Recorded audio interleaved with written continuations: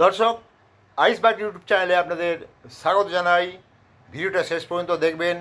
যদি ভিডিওটা ভালো লাগে তাহলে একটা লাইক দেবেন, আর আমার চ্যানেলে যদি প্রথম হয়ে থাকেন তাহলে চ্যানেলটি সাবস্ক্রাইব করে পাশে থাকা বেল আইকনটা ক্লিক করে অলে ক্লিক করবেন। কারণ আপনাদের যেটা 1 সেকেন্ডের কাজ, আমার কাছে কিন্তু এটা একটা বিশাল ইন্সপিরেশন আরও ক্রিয়েটিভ ভিডিও বানানোর জন্য। আপনারা কি জানেন যে ইন্ডিয়া কখনো সুপার ওভারে হারেনি? এক্স্যাক্টলি আমি আপনাদের পরিসংখ্যান দিয়ে দেখে দিচ্ছি। 2007 সাল থেকে এখনও পর্যন্ত ইন্ডিয়া টোটাল 5টা সুপার ওভারের মুখোমুখি হয়। প্রথমে নিউজিল্যান্ডের এগেনস্টে, সেখানে ইন্ডিয়া টোটাল রান করে 179.5। সেকেন্ড ম্যাচটাও নিউজিল্যান্ডের এগেনস্টে, সেখানে ইন্ডিয়া স্কোর করে 165/8। তৃতীয়টা আফগানিস্তানের এগেনস্টে, সেখানে ইন্ডিয়া স্কোর করে 212 4 উইকেটে। তারপরে শ্রীলঙ্কার এগেনস্টে ইন্ডিয়া স্কোর করে 137/9। এবং লাস্ট যেটা আপনারা গতকাল দেখেছেন, শ্রীলঙ্কার এগেনস্টে 202 5 উইকেটের বিনিময়ে। এখন প্রশ্ন হলো, কেন ইন্ডিয়া প্রত্যেকটা ম্যাচ জেতে? যেটা আমি রিসার্চ করে দেখলাম, সেখানে 3টে মেন কারণ যে ইন্ডিয়া সুপার ম্যাচে জিতবে। আপনারা দেখে থাকবেন যে কাল যখন সুপার ম্যাচে শ্রীলঙ্কার প্লেয়াররা আসে, যেখানে সেঞ্চুরি করা প্লেয়ার, সে কিন্তু আসার সাথে সাথে মুখে একটা ভয়ঙ্কর টেনশান ছিল যে পারবো কি পারবো না। তো টেনশানই কিন্তু ওদের হারিয়ে দিল, এবং ইন্ডিয়ান প্লেয়াররা ঠান্ডা মাথায় কিন্তু ম্যাচটা বার করে নিয়ে চলে গেল।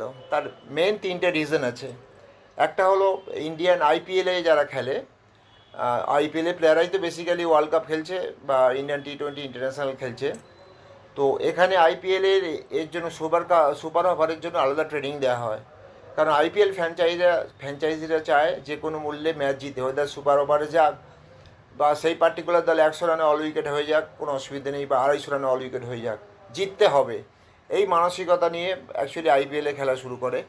আরেকটা ব্যাপার হলো, ইন্ডিয়ান প্লেয়াররা মানসিকভাবে ভীষণ স্ট্রং, যে কোনো সময় যে কোনো পরিস্থিতি আসতে পারে। অতএব আমাদের কিন্তু ম্যাচটা জেতাতে হবে। এই দুটো কারণ। এবং তৃতীয় যে কারণ, সেটা খুবই হাই টেকনিক ইউজ করা হয়। আপনারা দেখে থাকবেন গতকালের ম্যাচেই ইন্ডিয়া কিন্তু 2খানা ওয়াইড বল করেছে। দর্শকরা কিন্তু ব্যাপক খেপে গেছিলো যে এই অবস্থা কিন্তু ওয়াইড দেয়। এটাই ইন্ডিয়ার টেকনিক। কারণ ওয়াইডের একটা রেঞ্জ থাকে, ধরুন পিচের যে সেন্টার পয়েন্ট থেকে বাঁ দিক বা ডান দিকে একটা ওয়াইডের রেঞ্জ থাকে। এবার ওয়াইডের ম্যাক্সিমাম লিমিট পর্যন্ত ইন্ডিয়ান বোলাররা বল করে, যাতে করে কিনা অপোনেন্টের ব্যাটসম্যানরা বলে না টাচ করতে পারে, এবং টাচ করতে গেলেও ব্যাটের কানায় লেগে ক্যাচ উঠে যেতে পারে।